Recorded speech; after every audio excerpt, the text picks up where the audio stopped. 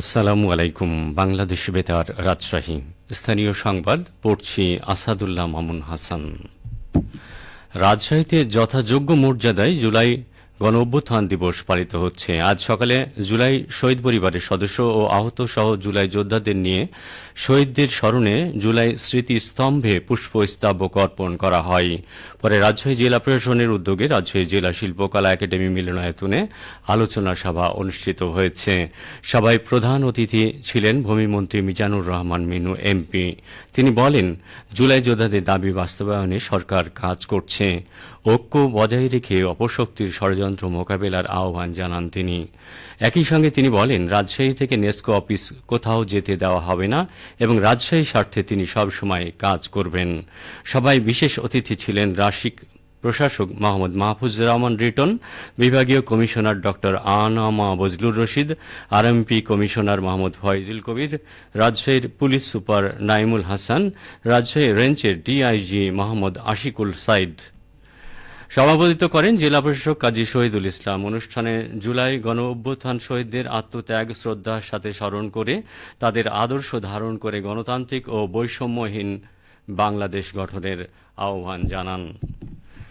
নাটোরে অবস্থিত Bangladesh army university of engineering and technology ক্যাম্পাসে জুলাই গণঅভ্যুত্থান দিবস উদযাপিত করা হয়েছে। এ উপলক্ষে আজ বিশ্ববিদ্যালয় চত্বরে আয়োজিত আলোচনা সভায় প্রধান অতিথি হিসাবে উপস্থিত ছিলেন রাজশাহী বিশ্ববিদ্যালয়ের উপাচার্য ব্রিগেডিয়ার এস.এম. লুৎফর রহমান। আলোচনায় উপাচার্য বলেন, জুলাই শহীদ এবং জুলাই যোদ্ধাদের আত্মত্যাগের গৌরবকে জাতি কৃতজ্ঞ চিত্তে স্মরণ করে যাবে। তাদের প্রত্যাশা পূরণে সরকার কাজ করছে। সমৃদ্ধির পথে দেশকে এগিয়ে নিয়ে যেতে আমরা সবাই দায়িত্বশীল ভূমিকা পালন করে যাব। আলোচনা সভায় বক্তব্য রাখেন বিশ্ববিদ্যালয়ের ট্রেজারার অবসরপ্রাপ্ত colonel Mohammad Shawkat Hossain, science and humanities and আইন অনুষদের dean professor doctor Mohammad Sajjad Hossain. এছাড়া বাদ জোহর ক্যাম্পাসে কেন্দ্রীয় জামে মসজিদে জুলাই শহীদদের বিদেহী আত্মার মাগফেরাত ও জুলাই যোদ্ধাদের সুস্বাস্থ্য এবং জাতির শান্তি সমৃদ্ধি অগ্রগতি কামনা করে বিশেষ মোনাজাত করা হয়।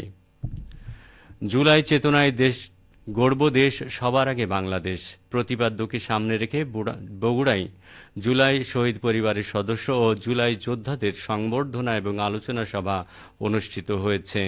আজ দুপুরে শহরের শহীদ টি2 মিলনায়তনে বগুড়া জেলা প্রশাসকের উদ্যোগে এ অনুষ্ঠানের আয়োজন করা হয়। জেলা প্রশাসক মোহাম্মদ তৌফিকুর রহমানের সভাপতিত্বে অনুষ্ঠানে প্রধান অতিথি ছিলেন বগুড়া ৬ আসনের সংসদ সদস্য মোহাম্মদ রেজাউল করিম বাদশাহ। বিশেষ অতিথি ছিলেন বগুড়া ৪ আসনের সংসদ সদস্য মোহাম্মদ মোশাররফ হোসেন, বগুড়া সিটি কর্পোরেশনের প্রশাসক এম.আর. ইসলাম স্বাধীন এবং পুলিশ সুপার মির্জা সাইম আহমেদ। অনুষ্ঠানে জুলাই শহীদ পরিবারের সদস্য ও আহত জুলাই যোদ্ধারা উপস্থিত ছিলেন। এছাড়া বিভিন্ন রাজনৈতিক দলের নেতৃবৃন্দ, বীর মুক্তিযোদ্ধা এবং বিভিন্ন সরকারি দপ্তরের কর্মকর্তারা অংশ নেন। আলোচনা সভায় বক্তারা জুলাইয়ের চেতনা ধারণ করে দেশ গঠনে সবাইকে ঐক্যবদ্ধভাবে কাজ করার আহ্বান জানান। সিরাজগঞ্জের রায়গঞ্জে জুলাই আন্দোলনে নিহত শহীদ নজরুল ইসলামের নামে একটি সড়কের উদ্বোধন করা হয়েছে। আজ উপজেলার ব্রহ্মগাছা ইউনিয়ন পরিষদের আয়োজনে বাড়ইভাগ এলাকায় সড়কটির উদ্বোধন করেন সিরাজগঞ্জ ৩ রায়গঞ্জ তাড়া শাসনের সংসদ সদস্য ভিপি মোহাম্মদ আইনুল হক। উদ্বোধনী অনুষ্ঠানে প্রধান অতিথির বক্তব্যে তিনি বলেন, জুলাই শহীদেরা জাতির শ্রেষ্ঠ সন্তান। তাদের পরিবারের পুনর্বাসনের পাশাপাশি স্মৃতি সংরক্ষণের সকল উদ্যোগ গ্রহণ করছে সরকার। জুলাইয়ের স্মৃতি আজীবন শ্রদ্ধার সাথে স্মরণ করবে বাংলাদেশের মানুষ। উদ্বোধনী অনুষ্ঠানে আরও উপস্থিত ছিলেন রায়গঞ্জ উপজেলা বিএনপি সভাপতি মোহাম্মদ শামসুল ইসলাম, ব্রহ্মগাছা ইউনিয়ন বিএনপি সভাপতি মোহাম্মদ আলী আকবর খান স্বপন এবং এর অঙ্গ ও সহযোগী সংগঠনের বিভিন্ন পর্যায়ের নেতা কর্মীরা। চাঁপাইনবাবগঞ্জের যথাযোগ্য মর্যাদায় পালিত হচ্ছে জুলাই গণ অভ্যুত্থান দিবস। দিবস পালন উপলক্ষে জেলা প্রশাসক নানা কর্মসূচির আয়োজন করে। সকাল ৯টায় জেলা শহরের ফুড অফিস মোড়ে জুলাই শহীদ স্মৃতিস্তম্ভে জেলা প্রশাসক, জেলা পুলিশ সুপার, সরকারি দপ্তর, শিক্ষা প্রতিষ্ঠান, চাঁপাইনবাবগঞ্জ পৌরসভা সহ রাজনৈতিক দল পুষ্পস্তবক অর্পণ করে জুলাই শহীদদের স্মৃতির প্রতি শ্রদ্ধা নিবেদন করেন। পরে সকাল ৯:৩০ জেলা প্রশাসকের কার্যালয়ের সামনে চাঁপাইনবাবগঞ্জ মঞ্চে জুলাই শহীদ পরিবার ও জুলাই যোদ্ধাদের সংবর্ধনা এবং দিবসের তাৎপর্য তুলে ধরে আলোচনা সভা অনুষ্ঠিত হয়। জেলা প্রশাসক আবু সালি মাহমুদ মুসা জঙ্গির সভাপতিত্বে অনুষ্ঠিত সভায় বক্তব্য দেন জেলা প্রশাসক হারুন আর রশিদ, পুলিশ সুপার গৌতম কুমার বিশ্বাস। সবশেষে আবহাওয়া।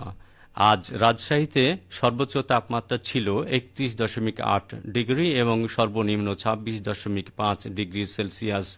বিকেল ৩টায় বাতাসে আপেক্ষিক আর্দ্রতার পরিমাণ ছিল ৭৯%। রাজশাহী ও পার্শ্ববর্তী এলাকায় আজ সূর্যাস্ত সন্ধে ৬টা বেজে ৪৭ মিনিটে।